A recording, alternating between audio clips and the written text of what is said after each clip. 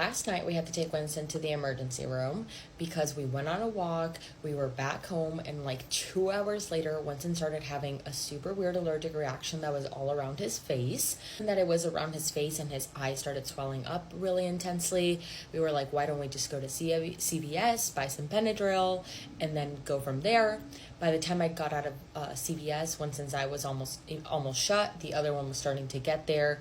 Thankfully, there was a dog urgent care, like literally next to the CVS, so we just took him there. I'm all for adopting dogs and the promotion of adopting dogs, but I think the reason there's so many dogs in shelters is because people cannot afford to have a dog, right? So my bill last night for Winston to get checked, get 2 shots, get his heart rate checked, and then his blood pressure taken was $476, right?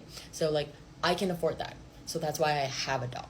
And that's why you should only have a dog if you can afford to have a dog and if you can randomly pay bills like that. Thankfully, I have pet insurance, so I'm not going to be covering this entire amount, but pet insurance is like $50-$60 a month depending on the size of dog you have, what breed they are, purebred, not purebred, something along those lines. This is just your friendly reminder that dogs need care.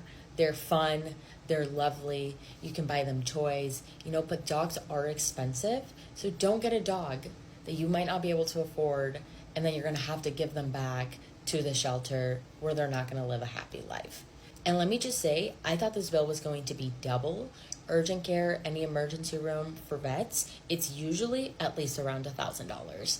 Keep in mind, they do charge you to revive your dog. Last time we took Winston to the emergency room, I had to fill out a paper that said I would be willing to pay $2,000 for Winston to get resuscitated, and then that was like a consent form. I've taken Winston to the emergency room a handful of times. I have a lot of these experiences, so stay tuned next time when I paid $15,000 for Winston.